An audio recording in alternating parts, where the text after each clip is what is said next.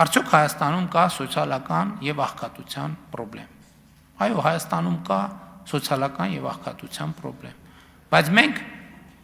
իմիջիալոց վերջերս աղքատության ցուցանիշները հրապարակվեցին, մեր գնահատմամբ դրանք շատ բավական լավ ցուցանիշներ են, բայց քանի որ մեթոդաբանական հարցերը դեռ պետք է ճշգրտվեն, բայց այդտեղ մի բան է երևում, որ ծայրահեղ աղքատությունը 0.6% է, անկախ մեթոդաբանությունից, այս նշանակում է մենք ըստ էության շատ մոտ ենք ծայրահեղ աղքատությունը վերացնելու մեր նախընտրական խոստումին, որը տվել ենք 2021 թվականին։ Ընդ որում, այդ աղքատության ցուցանիշը վերաբերվում է նախորդող շրջանին, մինչև ընտրություններ 24 թվին։ Այս 1.5 տարվա ցուցանիշները եւ մեր տնտեսական աճը չի կարող ուղղակի այդ ցուցանիշը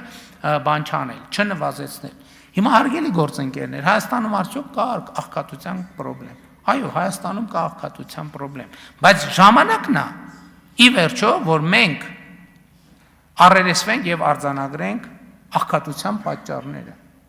Հայաստանի Հանրապետությունում այլևս աղքատության պատճառն այն չի, որ աշխատատեղ չկա։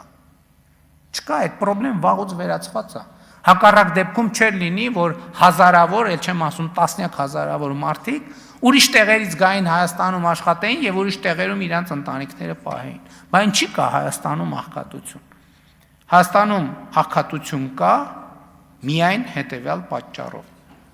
աղքատ չլինելու հմտությունների բացակայության պատճառով։ Ես շատ եմ ուսումնասիրել այս հարցը եւ սա շատ կարեւոր, շատ պատասխանատու եւ շատ սուր հայտարարություն է։ Եվ ասում եմ, այո, Հայաստանում աղքատություն կա միայն աղքատ չլինելու հմտության բացակայության կամ սակավ լինելու պատճառով այն մարդկանց շրջանում, ովքեր աղքատ են, աղքատության մեջ են գտնվում, որովհետև մենք 2018 թվականից էլ որդեգրել ենք այդ ռազմավարությունը, որ աղքատությունը հաղթահարելու ձևը աշխատանքն է, բայց մենք պետք է առերեսվենք,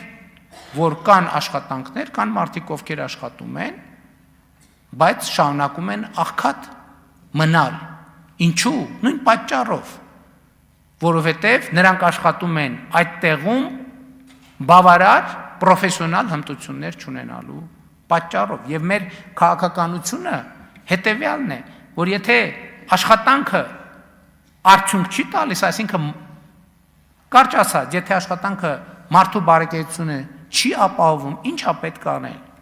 Պետք է վերադառնալ կրթությանը, աշխատանքային հմտությունների զարգացմանը։ Եթե դրանից հետո էլի իր աշխատանքը իր բարեկեցությունը չի ապահովում, ինչա պետք է անել։ Էլի է պետք վերադառնալ կրթությանը եւ աշխատանքային հմտությունների զարգացմանը։ Եվ սա պետք է լինի մեր քաղաքականությունը աշխատանքի ոլորտում։